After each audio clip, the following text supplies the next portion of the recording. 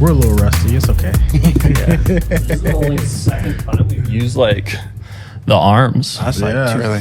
Yeah. Yeah, we normally did stands. The stands. Yeah. Wow. Last episode with Lucas, we were like, honestly, the sitting down instead of the table was kind of the vibe. Yeah. Yeah. Like it just felt more natural. Yeah. But And we had some whiskey to kind of like loosen us up too Yeah. a There little you bit. go. I just have That was nice. water. Yeah, water's with good. Mio. Yeah. Water's good. Whiskey's good too. Yeah.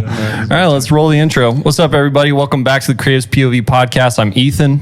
Noah. Marquis.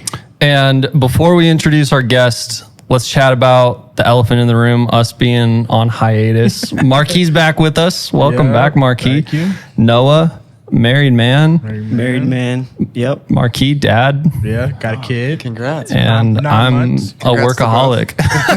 I'm just kidding. No, we have 2 episodes. If you're listening to this now, we have 2 new episodes out with Eric Fainer, Big Pluto owner, graphic designer, clothing designer, former soccer player, and Lucas Jensen, Des Moines local photographer. And so we have those 2 episodes out, and then we have this episode coming out late November. So if you're listening to it, go back, listen to those episodes.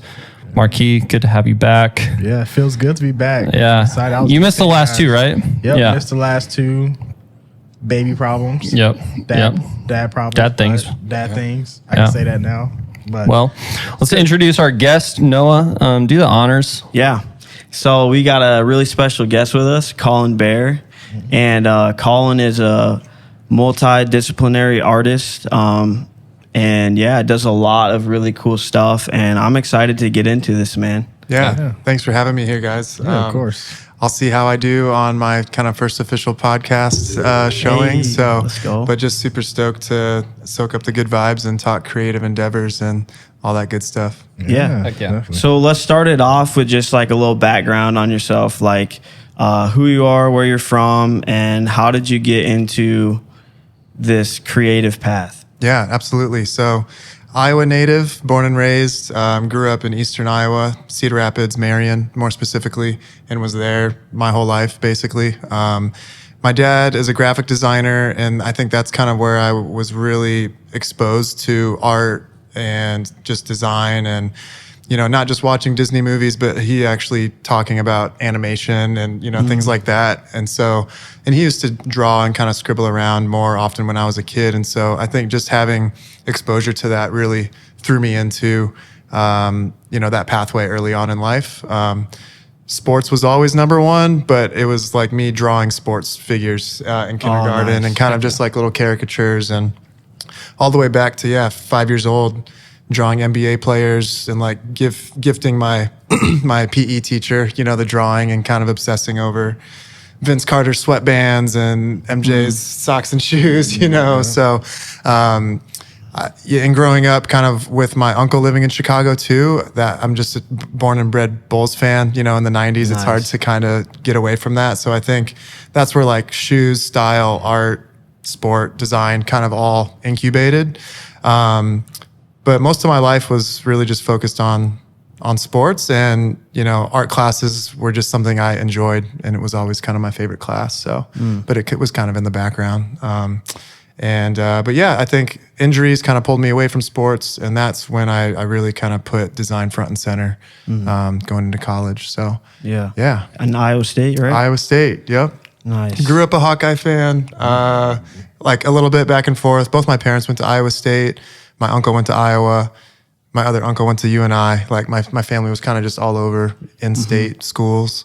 But we lived closer to Iowa City. So all my friends were Hawkeye fans. And I think growing up, they typically had better teams too. So it was just a little more electric to kind of watch. But yeah, I went to Iowa State just kind of wanting to do something different and get away from all the high school, not get away from high school, but just kind of go on my own path and my own journey. And my dad studied design there. And after looking into some more art schools, I got accepted into the School of the Art Institute of Chicago and wanted to kind of go straight into that city thing. But we were at orientation, and when they got to the slide of tuition, my dad just looked at me and was like, no, not possible. So state school kind of made the most sense. So yeah, Ames from 2010 to 2015 and kind of continued my design journey there. Yeah. That's dope. So, talk to us about once you graduated, what did like your first few years as pursuing a career as an artist look like? Yeah, it was kind of non-existent actually, like right after college. I think in high school and growing up, I was more art-led, but was still really into like architecture and things of that nature. Took drafting classes in high school, but as you know, we were coming of age, computers started getting in, more in the mix, and AutoCAD and more things like that, where I kind of was obsessed with like the Frank Lloyd Wright days of big drafting tables and, kind of being really in the mix with that. And so when I got to college, I wanted to do footwear, and architecture was like the only way I knew how to do that because I didn't know of industrial design at that time. And so I think kind of pairing with the fear of not wanting to be a starving artist and not going to Chicago for school was kind of like, how do I do this more professionally, right off the bat. So I kind of put painting, put art, put graffiti and other things kind of like under, the table for my college years, studied industrial design, apparel design, and then started at Nike after school. And that was just like all focus. And so painting was still under the table, none of that stuff really until like my third year out in Portland. And I was just kind of like burnt out, like on the computer too much, working way too many hours, which was fun, passionate, all that good stuff, but just like wasn't sleeping well, stressed, and I needed to get back to like more analog things. And that's when painting kind of came back out, and had to like relearn all my stuff, get my hand back and everything, and really just kind of explore what it was I wanted to paint. And so I started doing that just after work and in the evenings, and just kind of like, watching the game, having my sketchbook open and just doodling on stuff that wasn't footwear or apparel. And I would say just kind of cascaded, for the past 6, 7, 8 years, since that point. So fresh out of college, straight to Nike. Yeah, I started. So how'd that happen? Totally. It all goes back to the college journey. My first couple years, I was sending out applications as soon as I could, portfolios with different size paper and just no connectivity or alignment, but getting those reps in of just like applying to stuff. I got to study abroad through the College of Apparel Design in London. So that was like broke my brain open and got me some good experience and broadened the network a bit. Following that, I secured an internship at New Balance. I remember landing from London, 4 days later, flew to Boston, and did like a 6-month internship as a footwear designer out in Boston, or Lawrence, Massachusetts, like just north of Boston, for a semester. And coming off of that was like the summer between my my third year and fourth year. I did 5. And I was going for a Nike internship that summer, didn't get it. And I ended up going out to New York working with Todd Snyder and doing an apparel design internship. He's an Iowa State grad from small town Iowa. And that was his first or second year, I think, doing like an intern scholarship kind of like contest or award. And so I was selected for that. And it was probably like the best kind of thing that happened to me, because I got to take a break from footwear, being in the corporate like New Balance offices, to being in a studio in Manhattan with like 7 people and very startup vibes. You're doing the FedEx shipments, you're doing the organization in the closets, you're measuring, you're doing tech packs, you're gathering imagery, you're kind of wearing all hats. And I think that helped me just experience life a little bit more, live in New York, as a college student, broke, but still had a lot of fun, And then I think coming back from that, being able to do one more year to finish my studios and my curriculum with both majors allowed me to rework my portfolio and start to get kind of like an online presence. Presence is a strong word, but just like posting stuff online, Behance, my Instagram, and then Concept Kicks was really new back in that day. They've got hundreds of thousands of followers now, but that was like a footwear design blog that had a really dope Tumblr and like good inspiration, but they also did kind of like highlights of process behind design and footwear projects and stuff like that. And they had reposted like 2 of my projects that I had online, just one of my intern projects from New Balance that was like a really conceptual, lightweight hiking shoe and backpack kind of connection. And then a shoe that actually came out when I was still in school that I did when I was there.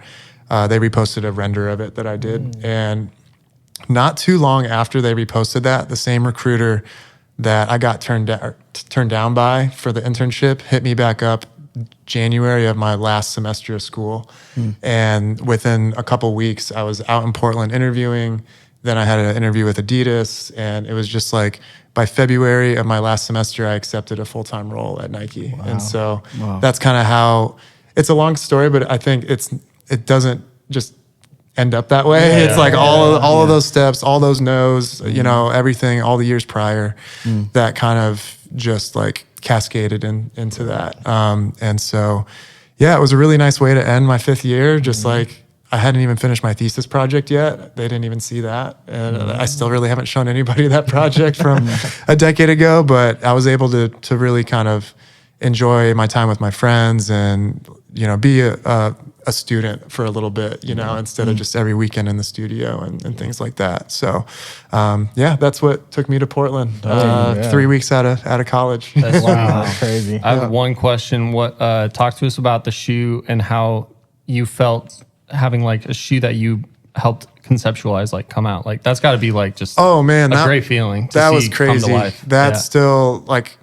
it's different now after like a decade, but I can still feel how I felt when I think about it. I'm getting chills thinking about it. But you know, footwear design, so coming from small town Iowa, I think from anywhere in the day and age that we did, you know, Nike, athletic footwear, nobody really knew how those things happened, right? We all loved them, we all liked them, but nobody knows a pathway to do that. And I think even when I was very declarative early in college with my parents or that I wanted to do footwear, they were still like, well, you should have a backup plan, you know, and what is that? And I didn't really. I mean, I figured I'd land somewhere in just design, you know, and I think even to my grandparents, like thinking that, but also super supportive. And so one of my grandfathers had passed my freshman year, but my other one, my dad's dad, was still alive when that shoe came out. And so it's like, yeah, it came out at Kohl's, you know, I was a junior in college, but I think I was very blessed with the internship opportunity where I was what was called the speed team. And when I get in, it's actually like the discount team that just does uppers on existing toolings or midsoles to be quick to market based on market needs or, you know, business needs and things of that nature. And I was like, oh man, I want to do performance and like all the crazy high technical stuff. But because that team was so small, it was just my manager that was designing. And so I got kind of the opportunity to throw down on needs and like concepts and stuff. And actually, by the time I was done, helped bring 3 shoes to market as a junior in college. And so that was just, I mean, talk about like learning experiences. I was in there every morning talking to the developers, like, how do I make the best tech packs? How do I communicate all these different things and kind of adding on the professional and manufacturing aspects to the design process that I was learning at school. And so all that to say, you know, that was amazing to like see my grandpa wear shoes that I designed, you know? That's awesome. You know, we got, my parents and I went to Kohl's, got like 5 pairs of them for the family. You know, they're like old, bulky New Balance hikers. You still got a pair? My dad does at the house for sure. I don't have a pair, I think, at my house, but you know, my uncle out in Portland was wearing them for years, like on hikes and just like daily weekends. And it was just like, okay, I can do this, you know, kind of a thing. And it was really cool. So just dream come true to answer your question about sweet. feeling. Yeah. So take us through the process, like start to finish, from like a concept or idea to like a final product. And what's like the timeline before a release? Like, because you just said you're on what team is it? Speed team. Speed team. Yeah. So like, how fast did you have to turn around and stuff like that? Totally. So generally in the footwear industry, it takes about 18 to 24 months, year and a half to 2 years to bring a new shoe to life. New rubber outsole, new midsole, new upper, like brand new creation, generally takes that long, sometimes longer. There are examples where you can do that quicker, but it depends on your manufacturing setup and, all sorts of other things. But yeah, I mean, depending on the need and the situation, it really just starts with like identifying a purpose or a goal for the shoe. Are you designing for LeBron, or are you doing a casual shoe, or are you looking to kind of solve a style need or problem, or solve for a specific function like comfort, for example, which is it's kind of a baseline need for shoes, hopefully. And so, a month or two for that, getting the first tech pack out to the factory, they need another month to just like download it, a couple weeks. And then you start to see like 3D printed toolings, or midsoles. When I say tooling, I just think of midsoles, or that's the other term for it. And 3D printed parts, and then you're getting kind of early uppers that are stitched together with just on-hand material. So they're crazy colors. There may not be like the finish or the color that you spec'd. And so because footwear is so complex and all of those different processes and materials that come together, most clothing is one material or a couple, and you can just sew them all up. And because you have different components and materials and processes, you sometimes have to see the samples like in parts and components. Like you have a rigid 3D part that should be flexible like foam, and then you put a malleable kind of fabric on top of it, and you're trying to just visualize what that shape is going to be before it fully gets lasted and real materials are made and goes through the incubation process. So it gets really technical. There's so many different inputs, and I think that's what I loved about footwear, kind of relating it to architecture. Like you just have like very industrial processes with 3D and computation and molds and like foam compounds, rubber compounds, chemicals, like real scientists working on that stuff. And then very kind of tried and true fashion or soft goods approach, right? Fabrics, textiles, stitched by hand, all of those worlds coming together. So, yeah, it can be pretty hands-on, but generally a year plus, it's a long iterative process. Crazy. Yeah. That's crazy. The amount of complexity that goes into it is just mind-blowing. Yeah. I mean, it's things that you don't think about because you put on a pair of shoes every day, but you don't think about that stuff. 100%. And once you get past the form aspect and you start to like how it all looks, you have all these other challenges that pop up. So when you move into real foam, maybe the expansion rates are different, and so you're getting millimeters different from in real material than your 3D print. So you need to account for that and start to make changes with that.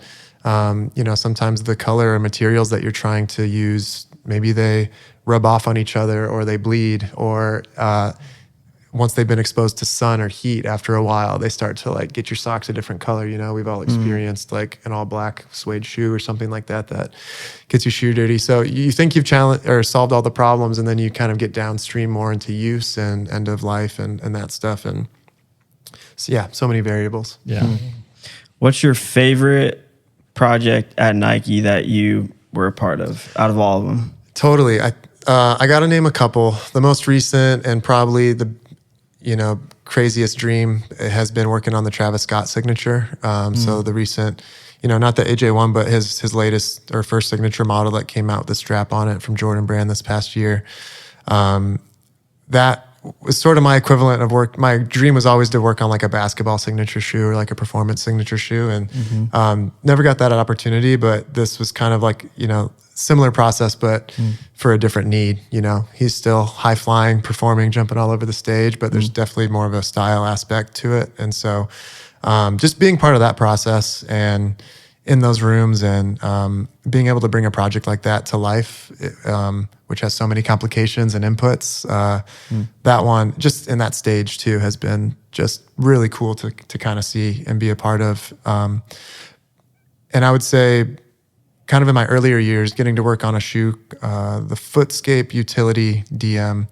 My favorite shoe of all time is the Footscape, Nike Footscape. Came out in 1996. Asymmetrical, weird-looking runner. Really popular in the Japanese market, but that had always been such an iconic shoe, and the sportswear team I was on at the time was doing a new rendition for the winter based on that model. And so getting to do that new rendition, new tooling, new upper, and for more of a performance need was really cool. And I actually used a lot of inspiration from my winter walks on campus, going through like 2 feet of snow, negative 30-degree wind chill, to help inform how I wanted to make that shoe perform, you know, and keep you comfortable and active in those conditions. So just from a personal style preference and a functional need, that one was pretty cool. And there were some Japanese collector magazines that put it on the cover and stuff like that. So that was kind of one of those other moments that was like, wow, that's amazing. Yeah, that's nice. That's So dope. yeah. How is it working as a creative and working in footwear, working on a team? How many people are on your team? Yeah. Nike? I mean, and that back to the complexity of the process with footwear. There's so many people. Depending on the Nike team you're on, will vary on the amount of people that are involved. On Jordan Special Projects, which is a really small, tight, nimble team that just does collaborations and special projects, we just have a developer, myself as a designer, or did. I told Noah walking in, but my last day with Nike was last week. I don't know if I've told you guys that, but we can get into that kind of transition next. So I should be using past tense, but developer, designer, engineer, and you kind of have this what's called a triad on the internal team. And then you have almost an identical team on the Asia side or wherever your manufacturing is. Oftentimes sans designer, you know, there's usually one designer, but then you have a corresponding team of developers, engineers, pattern engineers, chemical engineers, all these people that are digesting and dissecting your tech pack. And so there's going to be a mold expert, there's going to be a cutting die expert, there's going to be a leather expert, there's going to be a textile expert, a material vendor. There's a different vendor that makes the woven label on your shoe than the lace, than the leather, than the rubber, you know? So there's just all of the, if you want to customize a lace or do a new specific thing, you usually have to develop that with a vendor separate than the factory. And so there's just all of these complexities in who you're communicating with, who, the goals you're trying to achieve, right? The problems you're trying to solve. And that doesn't even get to then the handoff of when you get into marketing, downstream partners, buying, you know, retailers, getting sort of the branding out there, the brand teams, creative teams. So it takes a village for sure. I just thought they just sent their design to the factory. Yeah, for sure. Got pushed out. Obviously, Nike is the largest apparel company in the world. So scale and size and operation are a lot different there than maybe a startup, smaller brand, you know. So it definitely varies depending on your setup that you have. Yeah. So would you consider yourself a sneakerhead with being in that world? I think by default, I kind of have to. Yeah. I always said that. I always claim that sort of with hesitation because of the sneakerheads I know that will have literally wall to wall, you know, floor to ceiling in terms of boxes being like collector or someone who indulges and someone who is, I don't know, like I feel a buddy of mine, he got into the reselling world and I kind of was like interested, and then I was like, that's just a whole different world than just enjoying the sneaker itself. 100%. It's a whole different world. That's more of a business play. You're looking at these things as, you know, inanimate or adamant objects that you are just trying to get the most value on. Right. And it's been really good for the sneaker business and I guess the growth of the community. Growing up in high school, being on sneaker blogs was kind of an unknown thing, you know, unless you sort of knew you knew. But it's a catch-22 because the explosion of sneaker culture and collecting and sneakerheads, if you will, has helped the teams grow and the businesses grow and allowed me to have a career in that, you know. That's been really enduring and awesome. But to that original question, I think I always viewed them a little bit differently. To the normal person, I definitely have way more shoes than they do probably. But I wear all of my shoes. There's very few, if maybe a couple that I got within the last couple years when I was at Jordan, where I'm like, okay, I'm not going to touch those. Those are going to stay in mint condition for as long as possible. But I've always appreciated them for their use, especially growing up in basketball and football. And, you know, even the first Air Force One I got, I tried to play at the at the Y after Christmas. I had to take them off like first game because they were hurting. But I wanted to wear them, and I wanted to look good in them and do things in them, not just, you know, look at them or keep them in a box. So I never thought about hooping in Air Force Ones. yeah, it's not advised for sure. Not advised. Do you know the story behind that shoe? Like, was that made for basketball originally? Yeah. Wow. So that originally came out in '82. It was the elite performance basketball shoe on the market at that time. Wow. And that's what actually a lot of our shoes that we're wearing these days, you know, Dunk, AJ1, these were all top tier performance product in the 80s, 90s. Blazer was a basketball shoe in the 70s, right? Yeah. The Bruin, the Cortez was a running shoe. So all of the Chuck Taylor, I don't know if y'all know that, but that was everyone in the That was the NBA thing. wore Yeah. Chuck Taylors. That Crazy. was the height of Yeah. footwear performance in the early, Crazy to think how early far mid we've come 1900s. with the more context You know. we've Yeah. had. Yeah. It's crazy. And it's low top dominant now. Exactly. So, Yeah. And what's awesome about that too, and I mean, we were kind of in that craze in the 2000s of wearing LeBrons with jeans and Jordans with jeans. And Jordans, I think, has That's crazy. continued to pass that and be relevant. But it's interesting because now basketball shoes are back in low, and Kobe kind of helped steer that back that direction. Steve Nash, other people wore lows from time to time. It's funny, Steve Nash and Kobe were both huge soccer players. Right. So Yeah. I think there's probably a correlation there to how they wanted to feel and the agility and kind of the proof where they're like, soccer guys aren't rolling their ankles. They're cutting probably harder than we are at times. And so that's been cool to see the ups and downs of silhouette and style. And Okay, I have a completely bizarre question that will derail from creative. I'm here from but it's derailing. something that Yeah. I've had conversations with my brother and my roommate, and it's about the market that Nike has like become in the last 2 years. With being a Nike employee, do you like understand that more as being like a former employee of like just why the market's become the way it's become? Like, That's a good question. I think that would test my sort of business and market acumen or just observation.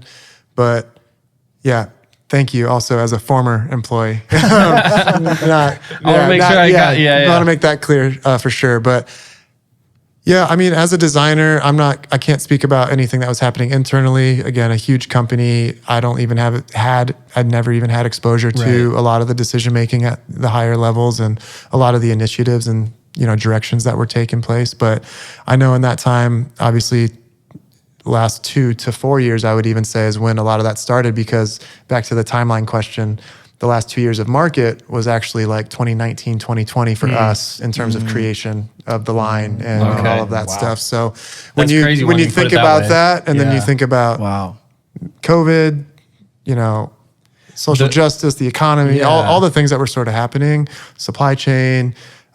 We got a new CEO in 2020. Yep. There were layoffs, big, huge reorg. We were all working from home. There were just so many things, I think, happening that possibly forced Nike into leaning heavily on some of the grails and the more retro sneakers rather than continuing to push like they're known to in terms of, you know, innovation and crazy aesthetic. And the other crazy thing about Nike is they're still doing that. It's just in a different scale. So, you know, Kipchoge breaking, you know, 2-hour marathon records with like the craziest running shoe ever designed is happening at the same time. But back to the basketball conversation and styles and trends and all these other things, nobody's wearing that.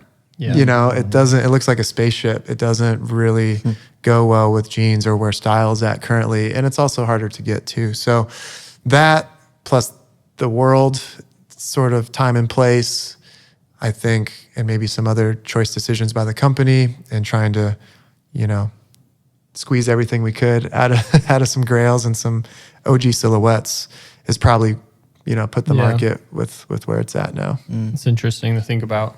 Yeah. Talking about sneakers just brings back so many memories for me. Because I remember when I got into it, Yeah. the shoe that got me into it, because I used to play basketball, it was the KD6. Really KD's low. great line. Yeah. And like the Nike on the toe. Yep. And I remember I bought it in like 3 colorways.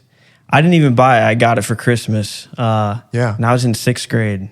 Amazing. And so that started my love for sneakers. And I was one of those guys that in middle school, I would wear basketball shoes with like jeans. Totally. It's just crazy. Yeah. But and then like, yeah. And then kind of on the same topic, but off topic, like I'm pretty sure our first episode ever of this podcast, we had Alex Prinz on. Shout out Alex. Yeah.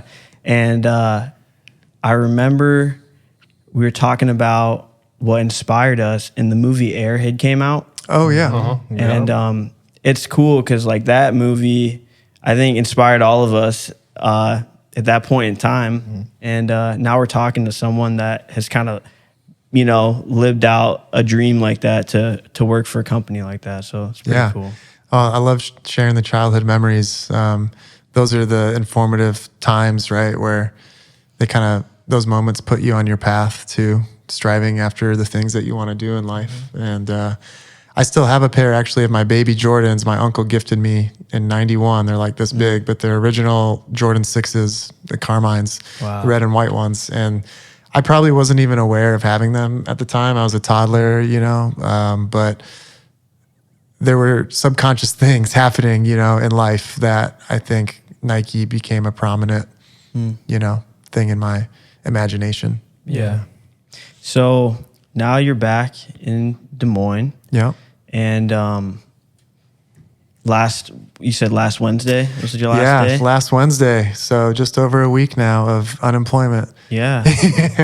Yeah. Yeah. So what's next, I guess? Yeah, totally. It's been a big year just of transition. We were going through the house sale in Portland, looking for a spot here, organizing stuff, with my boss and team of how to, handle, the transition, making sure that they still had all their needs met with the team and the workload and all of that stuff. And then making sure everything was cool on the home front too. So,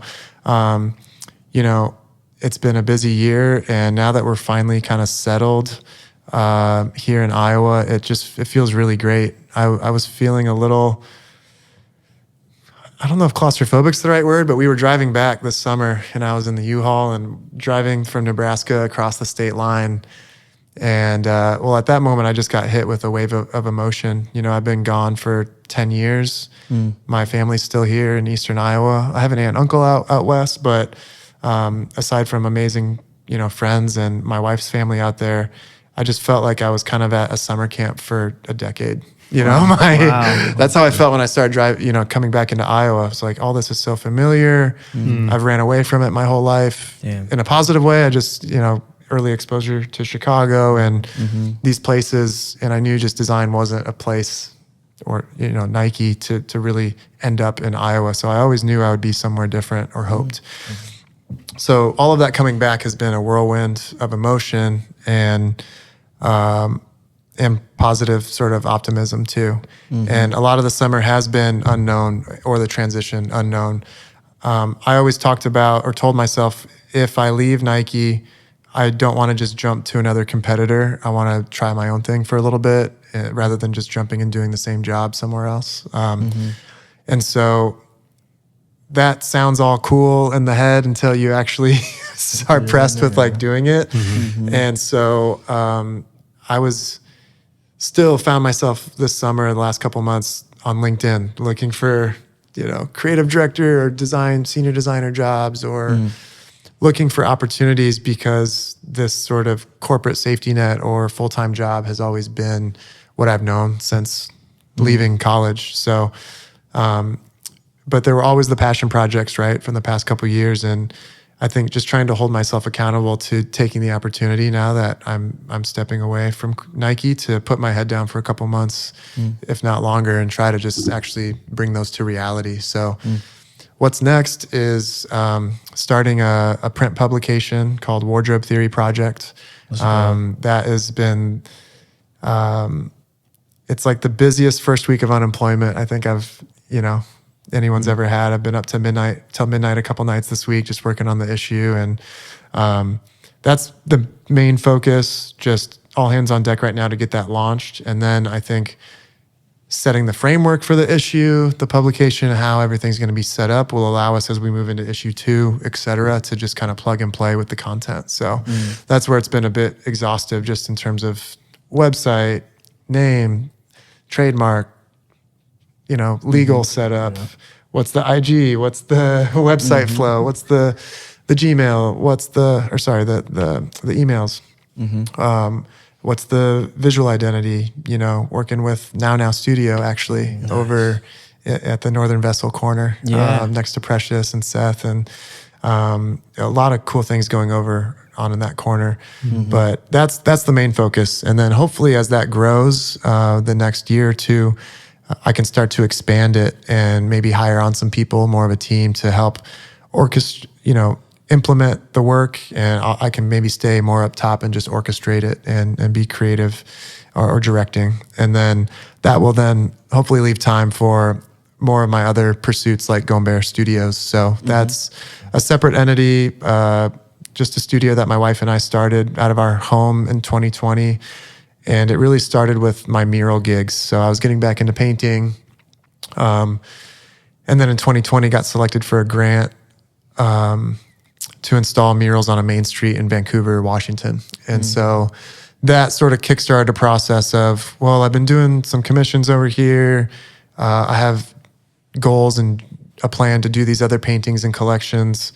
And now I have this big grant opportunity.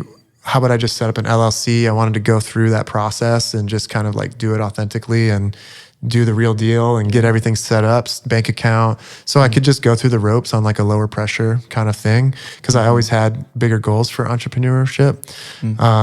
And so that's kind of wavered in the past couple of years once I went to Jordan, just because it was so hands-on, fully dedicated, random hours of the night, Friday, Saturday, Sunday, you got to fly somewhere to have a meeting. So that kind of just like went down. But all the ideas and the thoughts were still there. And there's still just been a ton of stuff that I've wanted to do that I just never had time to, either before work or after work or on the weekend, while still trying to be a present husband and, homeowner and friend. So that is another thing I would like to spend time on, just paintings, my artwork. Would love to get sort of my art into sculpture form, maybe even doing some furniture and then custom garments, just one-of-one type stuff, where I think, it's just back to the multidisciplinary thing. It starts kind of with this publication and then art, but art I kind of see as, painting's maybe the focus, but I'd love to infuse still some of that industrial design in apparel kind of mixed in to that to round it out a bit. So, kind of a quick question, but when you were at Nike, you don't have time to work on all these things. Like, were you writing down everything? Just like, I got all these ideas, and you just like totally. It's been an invigorating and then kind of also process that's made me angry too, and kind of pent up, because you have this list of stuff that you want to do, and you get past the point. Like I spent a couple years just really not doing anything for Colin Behr or public eye, just painting in my house, doing sketchbook stuff, and really trying to just pull in a guise of what it was I wanted to do with my art, to just kind of have a style and that can always be malleable, but at least have a point of view and like a goal that you're trying to kind of go after. But then in 2020, 2019, I started, it was actually around when Kobe died, 2020, I think. I got a surge of this old just burning desire and inspiration that I used to get with basketball training and just getting up early for morning practices and just being completely devoted to that thing that you want to do. And so I started getting up at 5 a.m. and painting for 2 hours before work, and did that for like a year plus, almost every day during the week. And that is where I was able to make a lot of strides, make a lot of mistakes, and then sort of realize, okay, this is kind of my lane, my style, my approach, my process. And then, but yeah, I think having a practice of writing down, creating folders. I have folders with just like a couple images in them with like one note that is a whole thing that I've thought about in a moment's time, but never gone back to kind of, build it out further. And I mean, ideas come every day on Instagram and things that you see that just inspires you on the street. And so, yeah, writing them down in a notebook, and then I would try to revisit them at certain times too. And so you're not just in the incubating mode all the time. You're like, okay, here's a bunch of different ideas. How do some of those correlate or connect to enable building something that's bigger or relays up to a larger narrative that could be your focus or your identity or your aesthetic? And so that I do have a bunch of scribbles and different notebooks and files saved of just trying to put together different ideas. And then I have paintings that are half done that either get painted over or,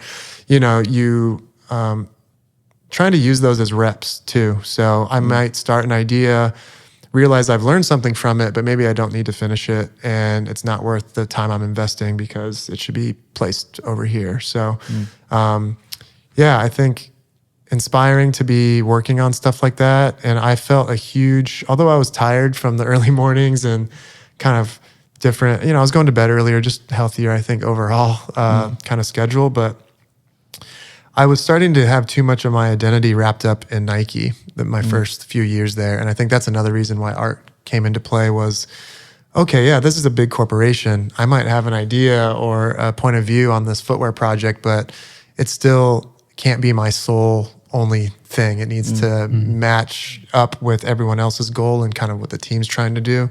And as a designer, your job is to kind of poke and pry and try and get us to a more out there, more visionary kind of place. But I think that led to me being too bought into projects that either died or didn't happen. And I just spent 2 years of my life working on it. And it just oh man, down from something like that would take like a week or two. I just wasn't inspired, didn't want to do anything at work.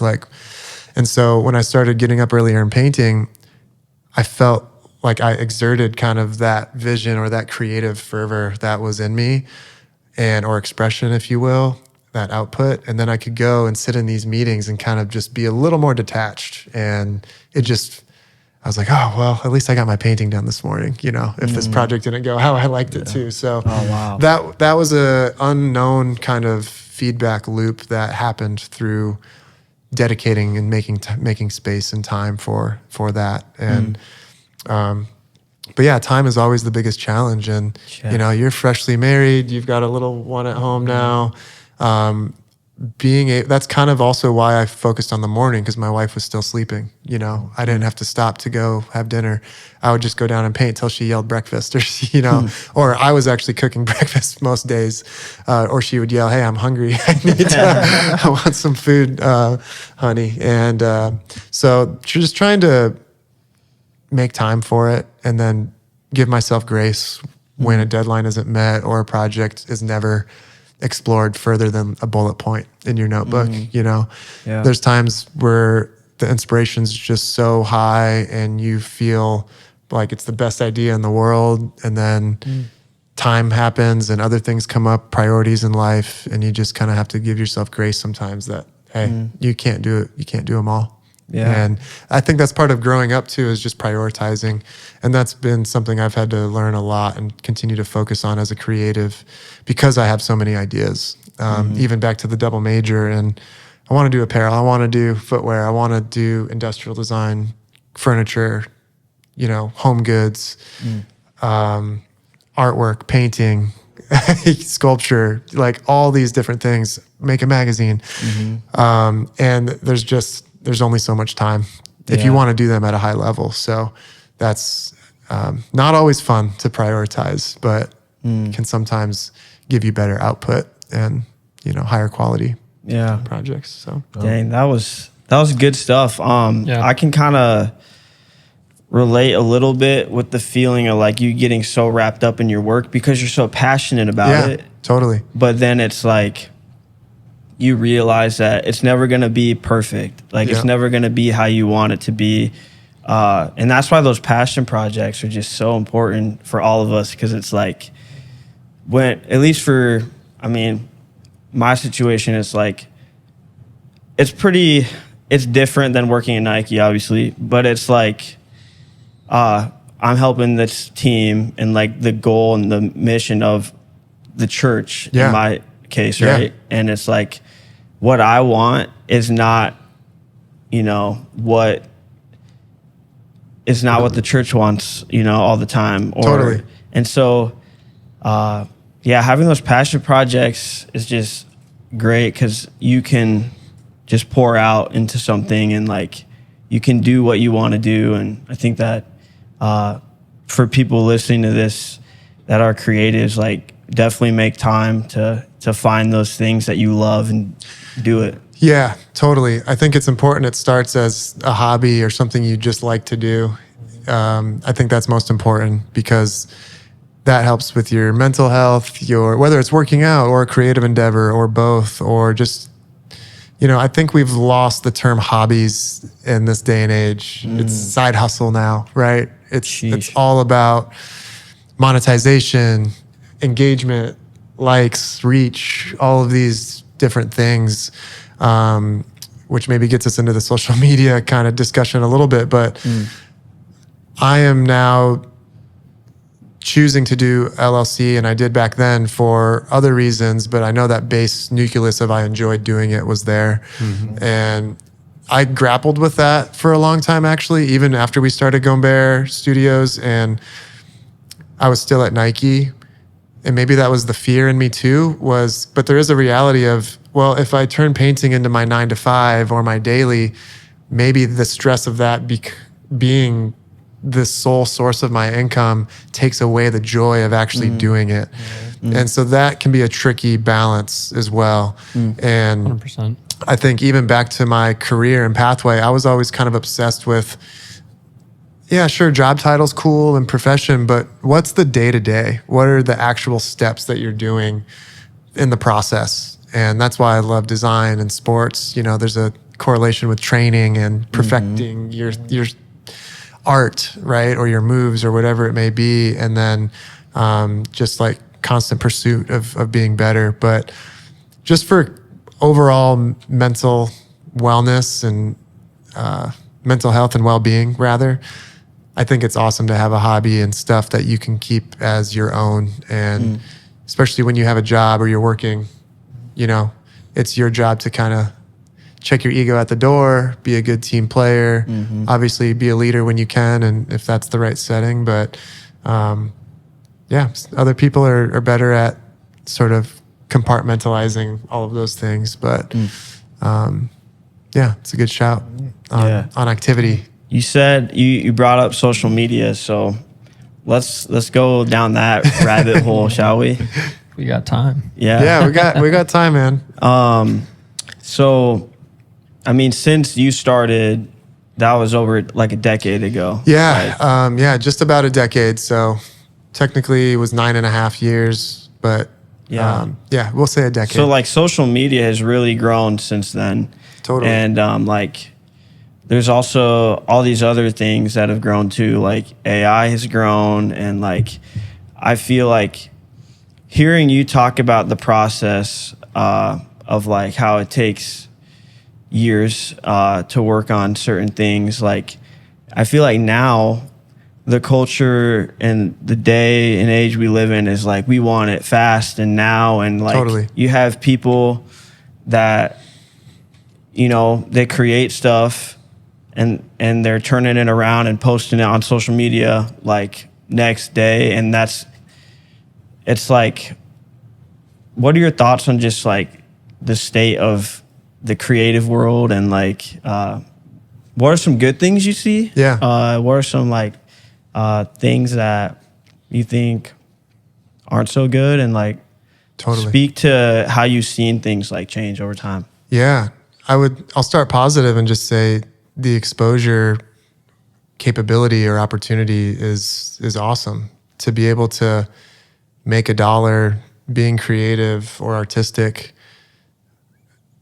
because of that platform, whatever it may be, having more reach than the street you grew up on or the small town that you're from is pretty incredible. So that's just, and then also just the inspiration, you get to see what everyone else is doing too. So it's kind of endless in that regard and connection, right? One of a good friend of mine, Cedric Hudson, who now works at Fabletics, he used to be a designer at Adidas.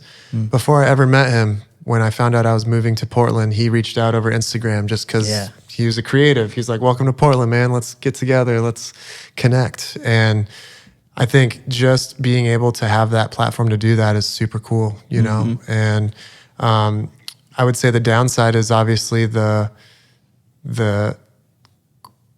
culture, the negative culture that can come up with that, which is just like that is the end all be all, where all the value is, the validation, and then sort of the comparison. That's probably the biggest negative of it, is comparing yourself to others and the turmoil that can create and the distraction it can provide as well. And it's a really tricky balance, I think, to have that. But again, a great public place to be able to share your work, document your work, as long as you can be on there and not be distracted, which is harder and harder with stories, reels, pop-ups, all these different things. I go on Instagram with an intention to check a message and message Noah back, for example. And, there's a story. Okay. And then 5 minutes later, I'm like, wait, what was I on here for? And so talk about time and efficiency, I think that can be a detriment at times. Or I've seen too, whether it be the art market, sneaker industry, apparel, is the homogenous kind of everyone follow everybody or everything looks the same now because there is visibility to everything. Or, when we talk about creative process, only looking at Tumblr or Pinterest or Google search or your explore page, there's awesome ways you can kind of combine and curate and put different things together that haven't been put together before or put together in a different way. But I think they can oftentimes just be the same thing that other people are looking at. And then your inspiration point's the same as everybody else in the world. And so the last couple of years, I've been trying to really get inspiration from print. Look where other people aren't looking. Go to the library, go to the bookstore, go to the magazine shop. Actually post-it note stuff in your magazine as you're going through it, or snap photos for yourself as reference points. And that can be a cool way to kind of try to hack the new digital system. AI, I'm a novice at trying to get better. There are some awesome, amazing things that can happen with it. First and foremost is just efficiency. I need to get better at using ChatGPT to do administrative stuff, write emails, get a prompt going for an article or, an essay. And that way I can use more time for the true artistic endeavor. I mean, that's just not my strongest one, right? I would rather spend that time sketching or making or painting rather than wordsmithing. But then you get a double-edged sword each way, because then you get AI that can make anything incredible in seconds. And does that start to devalue artists as true people of output and original thought and idea? And I think we'll find that it's just dependent on the consumer, right? There's going to be a market for that, for the mass-produced fake painting at Kohl's that somebody wants to get versus the multi-$1,000, hand-painted canvas or sculpture. So, we'll see where it goes. but it's moving quick for sure. I think then, sorry to also answer your question around the workspace is, and I've been guilty of it too, but getting beyond just using it to post or document your work, which I've tried to use as, social as a portfolio rather than actually like social like I did in high school for Facebook and things of that nature. But oftentimes thinking that I need to post everything I do to seek that validation or to keep that status, yeah, or engagement or whatever it is, And so that can be a slippery slope too that I've had to try to climb out of on multiple occasions. Yeah. Dang. Marquis, Ethan, you got any thoughts on that? The thing that I think about the most whenever it comes to social media is I think the culture is creating a new attitude of entitlement that I've just personally seen with social media. Yeah. And I think that's probably the most negative aspect that I have not only experienced personally, but like seen just like passed along is just like the entitlement of like, if it's there, it's like available for consumption, but also like for it, the entitlement of the validation, I guess. 100%. Yeah. You get a couple 100,000 followers or even just a couple thousand followers, right? And all of a sudden you are an experienced creative director or, anything in that realm, right? And that can be a trick as well of it being digital. And hey, if you can fool a client by, looking pretty, but not actually delivering, and that works for you, that's cool. But I think entitlement's a really good word. It almost, because of all the assets at our fingertips, whether it be through learning stuff on YouTube or your output, with social media, it can provide that fallacy that you're further ahead or more tenured than you think you are. Yeah. And that's why I try to often just stay in that kind of slower, tried and true process of just getting better every day. And it's crazy to kind of sit up. I think this past week leaving Nike too has been a lot of reflection. And like, damn kid, you did it. Like 10 years at Nike, that was like such a far dream when I was younger. And so that also took a long time. That was like drawing without even knowing what I wanted to do in high school.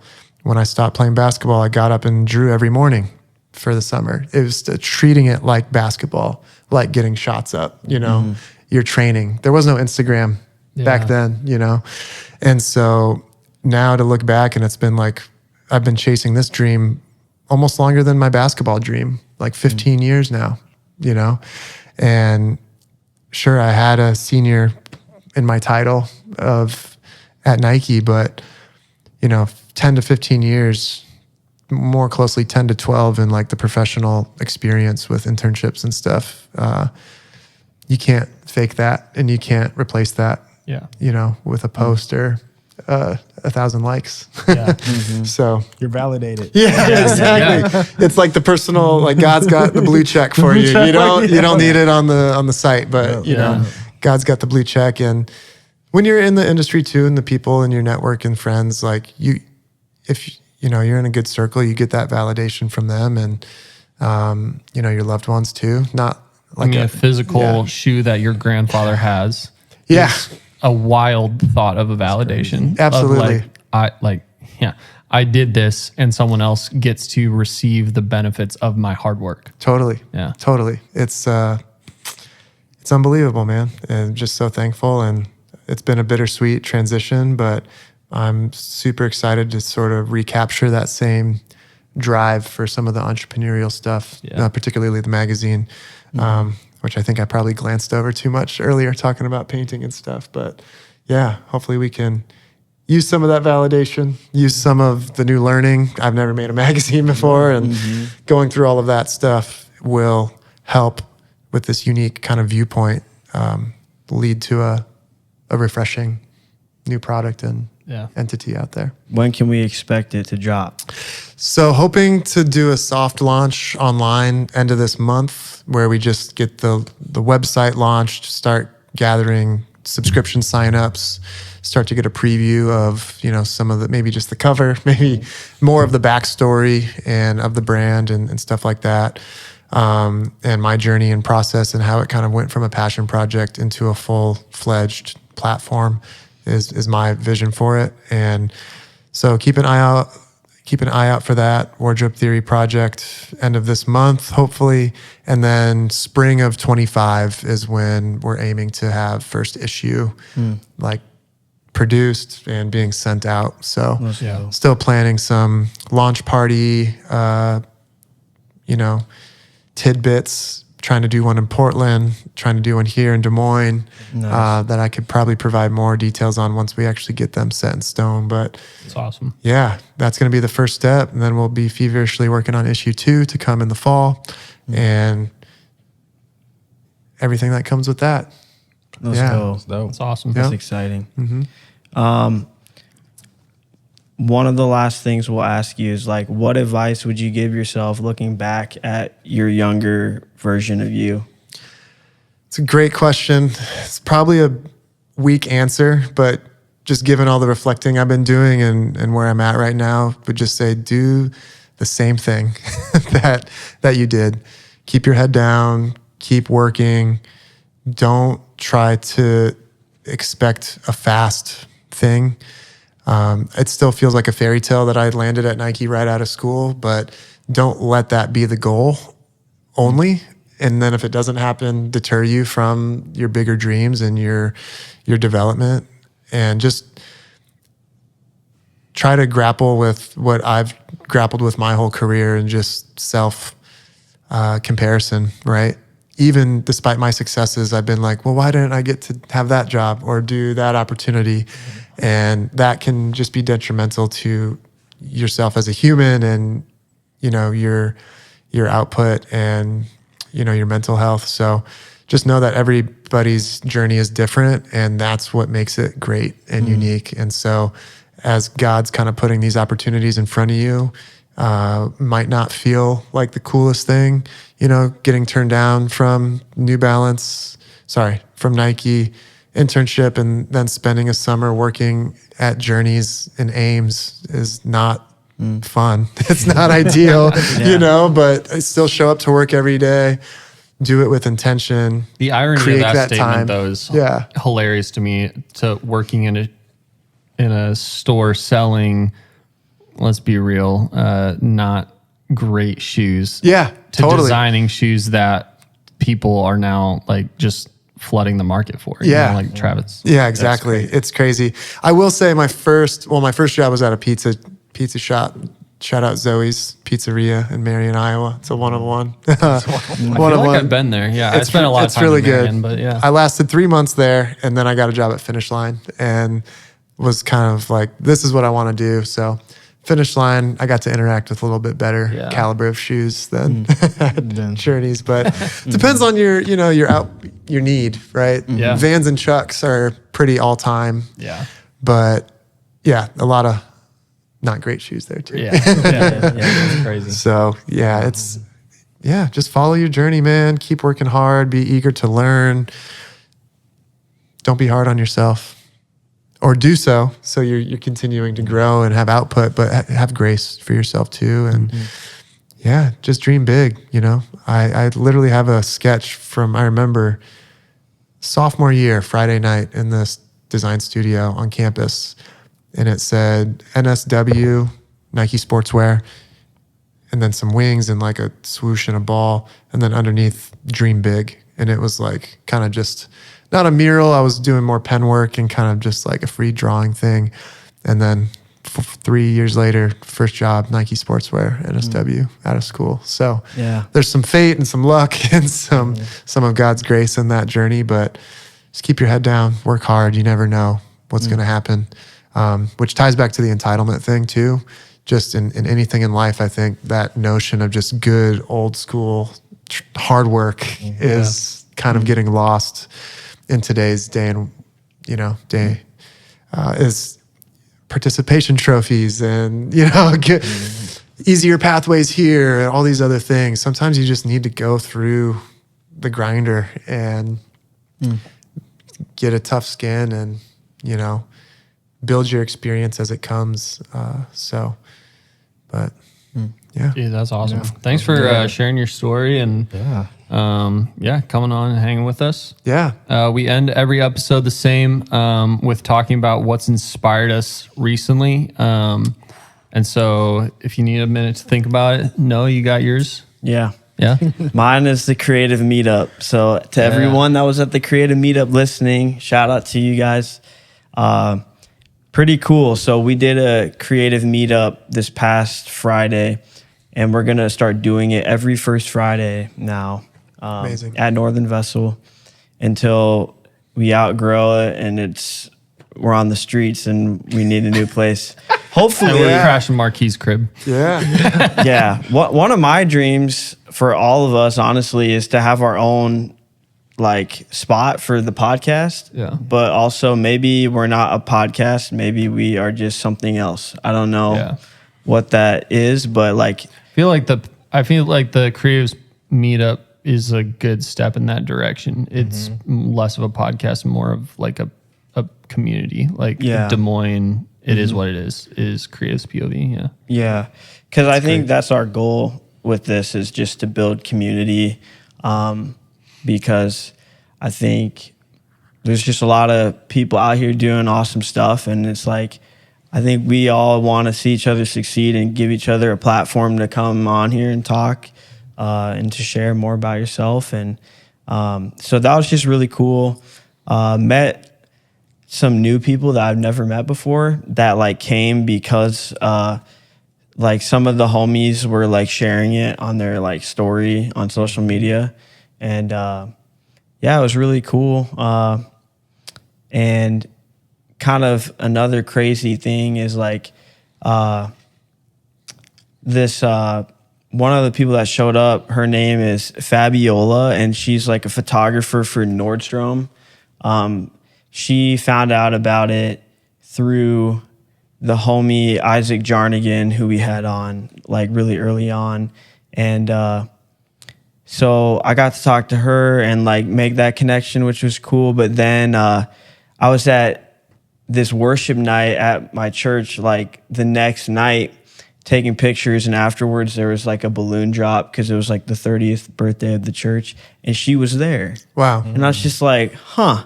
Yeah. And so she's oh my gosh, and so we talked again, and I was not expecting to see her there, but it's kind of what are the odds of that happening? Right. I've never met you in my life. Yeah. I met you at this creative meetup, and then you just happened to be at the church I work at. So I wonder how many times you cool. guys cross paths. I know. Yeah. It's crazy, but that's what inspired me. So That's dope. You kind of alluded to it. The thing that inspired me recently was shoot at Hope, talking with Isaac and Jacob and Perry, Alyssa, everyone that just came together, collaborates on the projects that, they work on. It's just really cool to see them do it at such a high level, and the project start out at one thing, a lot bigger, full album, more higher scale production, bigger budget, scaled it down. And I am really confident we still exceeded expectations with the vision for what we had to work with. And that comes from a good crew. Shout out Marquis, you taking photos. The photos look great. Chris coming from North Carolina again. Shout out Chris. But yeah, just people having an idea and not giving up on it. It would have been just as easy to be hey, we're having a worship night and we're not having a live recording, going into it with that mindset instead of being we had to pivot. We can't do this now. We're doing something else. And I think we're still going to exceed expectations. So yeah, it was really cool to work on it. Always a fun time working with the homies. So yeah. Love that. I'll jump in, Marquis. How about who's going in? We'll go around the circle. I think there's a couple things just because of the transition that have been most immediate. So just being on campus last week for my last 3 days out in Portland, seeing all the people that I kind of grew up with at Nike, old and coworkers alike, and just a lot of reflecting, a lot of amazing, beautiful send-off kind of thoughts and messages from my family and friends out there. And that's been super inspiring, just kind of hearing that energy. They're excited for me, what's coming next, want to see the projects I have coming up, and just want to see me do my own thing. And that kind of rolled right into homecoming weekend, where I actually got an alumni award last week from the College of Design. And so just that idea of, I haven't been thinking about Iowa State a lot recently, and for that to pop up at the same time as departing Nike kind of harkens back that reflection of the hard work, the time that's spent incubating and chasing some of these dreams has been sort of just full circle and inspiring to keep going and doing and just keep doing it again. And then this week, seeing the magazine kind of come together a little bit more, like the next just crappy proof that I printed off at home, seeing the design direction come in, all the content in there, sort of seeing the vision come to life, the website being more finalized, has just been a positive, full circle sort of moment that is inspiring me to, I just want to go work on it right now, and keep that engine going. So, unfortunately don't have a cool kind of insight thing to share that I've been on. It's just been head down. Yeah. And that stuff's been inspiring me to keep going. That's good. Nice, that's dope. Yeah. Mine is similar to Ethan's. This past weekend, got a chance to help film the worship night at Hope with some great people. Had Noah there. We had Parker. And got a chance to meet some new people that's working at Hope now. Had Chris come down. It was always a good time to get together with everyone. And like you said, a project that started that was going to be, I think, it was going to be like 15 cameras. Yeah. So narrowed it down to what we have, six cameras. And still looking at the night and being like, oh, there's going to be a great product out of this. Yeah. So that was really inspiring. And also the creative meetup, a lot of people I did not know, but I got a chance to meet a lot of people I did know and got to reconnect with them. So that was really good. That's great. I'll have to pull up to the next one, guys. December 6th, Friday, Oh, December 6th. that's my birthday. I either may be occupied or I may come through. Swing But through for a cup of coffee. I was up in Ames on Friday last week, so that's why you missed me. But All good, Yeah, bro. it looked really cool from what I've seen Go Cyclones, on right? IG. Yeah, man, we had the first loss this weekend, which was a bummer. But Yeah. I'd rather get one out of the system now and then sort of hopefully pick up on another role going into the postseason. Yeah. So Get in the playoffs. yeah, man, and just had basketball kickoff too, so that's going to be exciting. Yeah, man, You excited. going to be at the basketball games this year? Oh yeah, I'm going to try to go to a few. I've been super fortunate to go to 2 football games. The Baylor, the whiteout, which was a sick game, and then this weekend, unfortunately, got rained on and lost, but it was still an awesome time. And definitely, I don't have any tickets secured yet, but trying to go to as many games as possible. Yeah. I've got a couple different people and groups that I want to go catch them with, and definitely want to try to get there with my pops too. Go catch some action. So. Whatever home game, Oklahoma State and Iowa State. Let's get it. He's an Oklahoma State Are you? guy. I am. Yeah. Man, Let's not talk about go it. Cowboys! Yeah, It's been a rough, yeah. rough Let's not year. talk about the football season. My wife's cousin's husband. So my wife's cousin and her husband both went to Oklahoma State. Yeah. So they tried and true. My boy Will's a little bummed out with the Cowboys this year, but loyal and true. That's, yeah. Go Pokes. That's how the Cyclones feel a lot. But on the flip, he's a lifelong Thunder fan, and the Thunder are again looking pretty promising. So I'll until my Bulls get back either this decade or next decade, I'll cheer for the Thunder. In the meantime, got another homie that works on the team down there from my hometown, so like to support the people in the league. Yeah. That's Sweet. awesome. Well, thanks again for being on. Thanks for sharing your thank story. you guys. I thank appreciate you. the opportunity, and let's do this again. Yeah, Yeah. absolutely. Well, this has been an episode of Creative's POV. We'll see you in the next one.